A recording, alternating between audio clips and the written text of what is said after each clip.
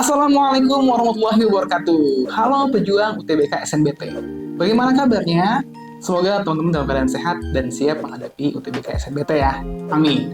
Oke, di video kali ini kalian akan membahas soal-soal unik yang cuma keluar di UTBK, teman-teman. Jadi teman-teman gak akan ketemu soal ini di ujian sekolah. Bagaimana soalnya? Jangan auto skip, let's go kita bahas.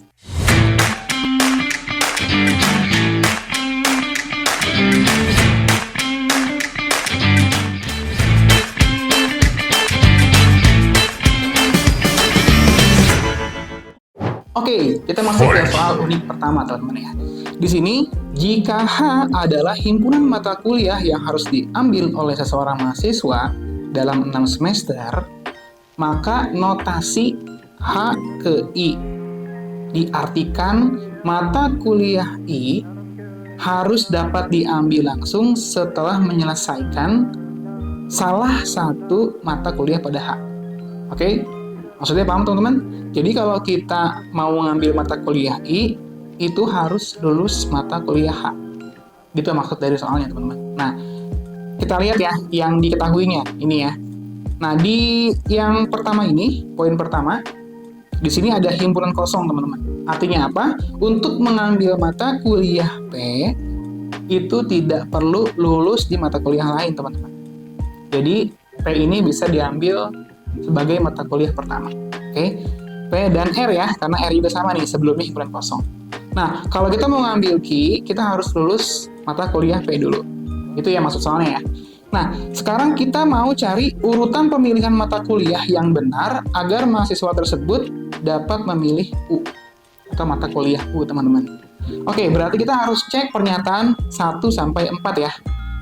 Kita cek pernyataan pertama dulu ya, yang ini ya. Oke, untuk yang pertama P, boleh ya, karena di sini ada keterangan kalau P itu mata kuliahnya boleh diambil pertama. Lalu setelah itu R juga boleh teman-teman ya, dia diambil setelah P. Nah, karena si R ini itu bisa diambil tanpa harus lulus mata kuliah lain, maka di sini juga boleh. Jadi di sini P-nya boleh, R-nya boleh. Nah, yang jadi masalah di T-nya teman-teman. Di T-nya kalau teman-teman lihat di sini ya, itu harus mengambil atau lulus di mata kuliah Q dulu, baru bisa mengambil mata kuliah T, gitu ya. Artinya apa? Artinya di sini salah teman-teman. Karena kita baru ngambil P sama R, maka pernyataan pertama itu salah. Kita coret tadi ya, coret. Oke? Nah, sekarang kita masuk ke pernyataan kedua. Pernyataan kedua juga jelas salah. Kenapa? Karena di sini ujungnya adalah T, teman-teman. Sedangkan kita mau cari ujungnya itu yang U, karena kita mau ngambil mata kuliah U. Jadi pernyataan 1 salah, pernyataan 2 salah. Nah, pernyataan ketiga. Pernyataan ketiga itu salah di sini, teman-teman. Di poin Q. Kenapa? Kalau kita mau ngambil Q, kita harus lulus di mata kuliah P dulu, teman-teman.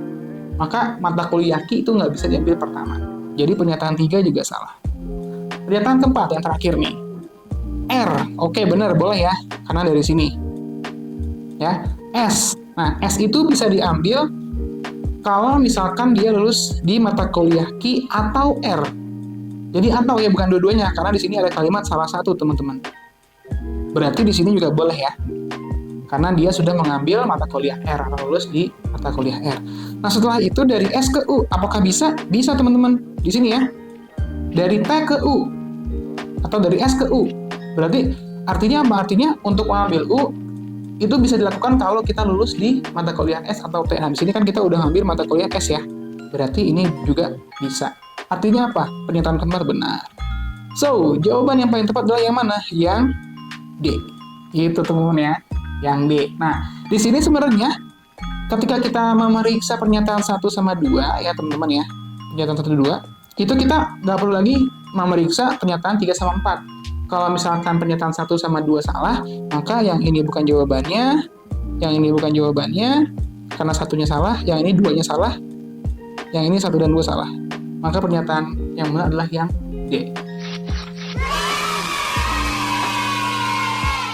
Jadi, teman-teman nggak perlu boros waktu memeriksa pernyataan 3 sama 4. Tapi di sini kakak, karena mau kakak beritahukan caranya bagaimana, jadi kakak lanjutkan sampai ke pernyataan keempat.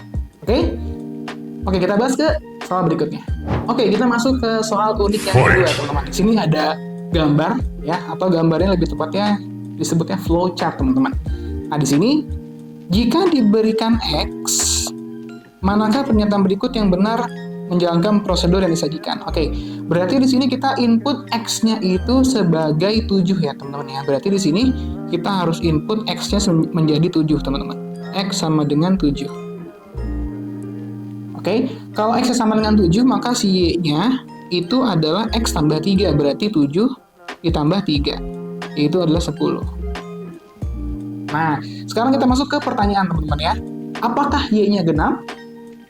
Ya, 10 itu genap ya. Kenapa? Karena dia habis dibagi 2. Artinya, menujunya bukan ke tidak. Bukan ke sini, tapi ke ya. Karena dia genap. Menujunya ke sini. Oke, berarti kita masuk ke rumus yang Z sama dengan 2X min Y.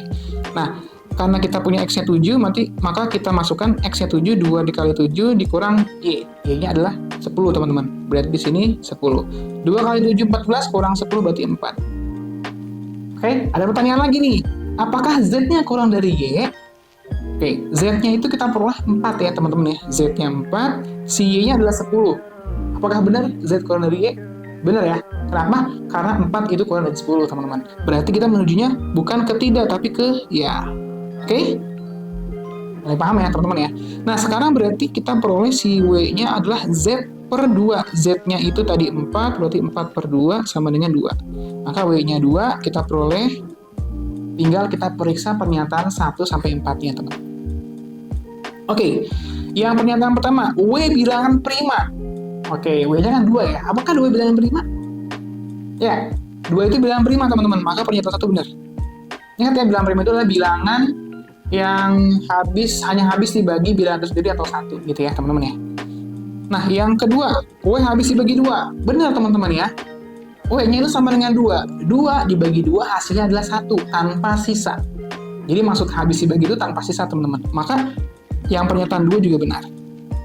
Nah kalau pernyataan 1 sama 2 benar, ini mau nggak mau kita harus melanjutin atau memeriksa pernyataan 3 sama 4 teman-teman. Begitu ya. Nah, berarti di sini W lebih kecil dari 7. Benar. Ya jelas ya karena W-nya 2. 10 habis dibagi W. Apakah 10 habis dibagi 2? Benar ya. 10 dibagi 2 itu 5 tanpa sisa. Maka ini benar juga. So, jawaban yang paling tepat adalah yang super easy.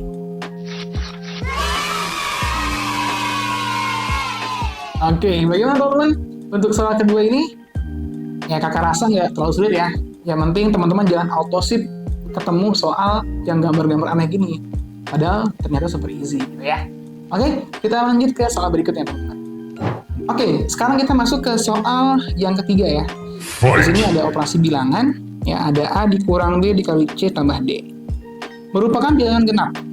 Manakah kuadrupel berikut yang benar? Oke, berarti kita harus memeriksa apakah si pernyataan 1, 2, 3, 4 ini kalau kita operasikan sesuai dengan soal itu bilangan genap atau bukan.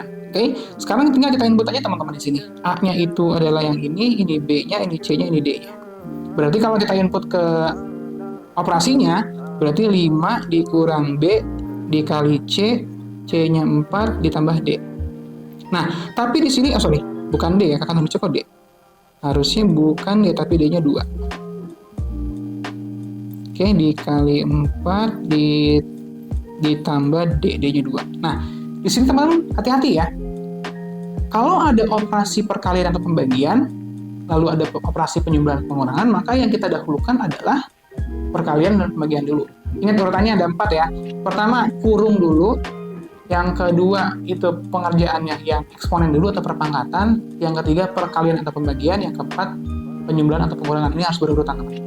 Oke, nah karena di sini ada perkalian, maka yang kita kerjakan yang ini dulu teman-teman. Ya, jadi jangan sampai ke gojek ya, hati-hati nih. Nah kita tinggal hitung, berarti di sini 3 kali 4 12 ya, berarti kita punya 5 dikurang 12 ditambah 2. Ini adalah hasilnya 5 kurang 12 negatif 7 tambah 2 negatif 5. Negatif 5 apakah genap? Jelas bukan ya? Kita coret aja, berarti pernyataan 1 salah. Kita cek pernyataan 2 teman-teman. Pernyataan 2 di sini kita punya A-nya adalah 3, B-nya adalah 5, C-nya adalah 4, D-nya adalah 6. Jangan lupa yang kita kerjakan yang perkalian dulu teman-teman. Ya, jangan sampai kegocek. Berarti kita punya 3 dikurang 20 tambah 6. 3 kurang 20 berarti negatif 17 tambah 6 negatif 11. Jelas ini bukan genap. Jadi pernyataan 2 juga salah. So, jawaban yang paling tepat adalah yang D. Super easy. Kita nggak perlu cek ya. Kita nggak perlu periksa 3 sama 4-nya. Kenapa? Karena 1 udah salah. Ya. Ini juga salah kan? Karena dia 1-nya salah. Ini 2-nya salah. Yang ini 1, 2-nya sudah salah. Ya udah tinggal yang D pilihan yang tepat gitu ya. Jadi kita nggak perlu meriksa semua. Oke, nah kita lanjut ke soal unik berikutnya. Oke, kita masuk ke soal nomor terakhir yang akan kita bahas. Ini materinya teori bilangan ya. Bilangan asli N bersisa 5 jika dibagi 6, bersisa 2 jika dibagi 5. Kita akan mencari nilai N-nya. Jadi kita harus periksa satu-satu ya, pernyataan 1, pernyataan 2, dan seterusnya. Oke, kita coba periksa dulu 29. Kalau 29 kita bagi dengan 6, apakah sisanya 5 atau enggak? Ya, 29 bagi 6 itu paling mendekati itu adalah dikali sama 4 ya, 24. Nah, kalau kita kurang hasilnya, pengurangannya, maksudnya hasil pengurangannya adalah 5. Maka di sini, si 5 ini adalah sisa, si 4 ini adalah hasil bagi. Berarti di sini sisanya 5, bener ya teman-teman ya? 29 kalau kita bagi 6, sisanya 5. Oke, berarti lolos di pernyataan pertama. Di pernyataan kedua, kalau dia dibagi 5, sisanya harus 2. Oke, kita cek ya. 29 kalau kita bagi 5, berapa sisanya? 29 dibagi 5, yang paling mendekati adalah 5 di sini. 5 kali 5, 25, kalau kita kurang, itu hasilnya di sini 4. Maka sisanya 4. Sisanya bukan 2, teman-teman. Artinya di pernyataan atau di kalimat kedua, dia salah. Oke, berarti ini pernyataan satunya salah. Karena dia kalau dibagi 5, sisanya 4, bukan 2. Nah, sekarang kita periksa yang 32, teman-teman. 32 kalau kita bagi 6, sisanya harus 5. Apakah benar? 32 dibagi 6, yang paling mendekati itu 5 ya. 5 kali 6, 30. Kita kurang 2. Sisanya 2, teman-teman. Bukan 5. Padahal tujuan kita itu adalah 5 ya. Maaf. Bukan 5, tapi kalau dibagi, benar, kalau dibagi 6 ya. Kalau dibagi 6, sisanya itu harus 5. Nah, di sini sisanya cuma 2, teman-teman, bukan 5. Artinya apa? Artinya di kalimat pertama, pernyataan 2 udah salah. Maka ini kita coret aja. Gitu, teman-teman ya. Jadi, 1 sama 2 salah, otomatis 3 sama 4-nya, 3 salah, 4 benar. Kenapa? Ya karena ini salah, ada satunya, ini ada satunya salah juga, ini ada pernyataan 2 salah, yang ini jelas 1 sama 2-nya salah. Maka yang benar adalah pilihan yang D. Kita nggak perlu periksa semua. Gitu ya teman-teman ya. Paham sampai sini? Oke, seperti biasa ya, kakak kasih soal latihan buat teman-teman. Ya, coba dijawab di kolom komentar soal ini. Jawabannya A, B, C, D, atau E. Ya, ini mirip sama seperti soal yang pertama kita bahas. Oke, jangan lupa untuk memberikan komentar ataupun jawaban di soal latihannya. Lalu jangan lupa untuk like dan subscribe channel Riantian dan share video ini sehingga teman-teman yang lain itu mendapatkan manfaatnya. Oke, nantikan video karya selanjutnya. Thank you.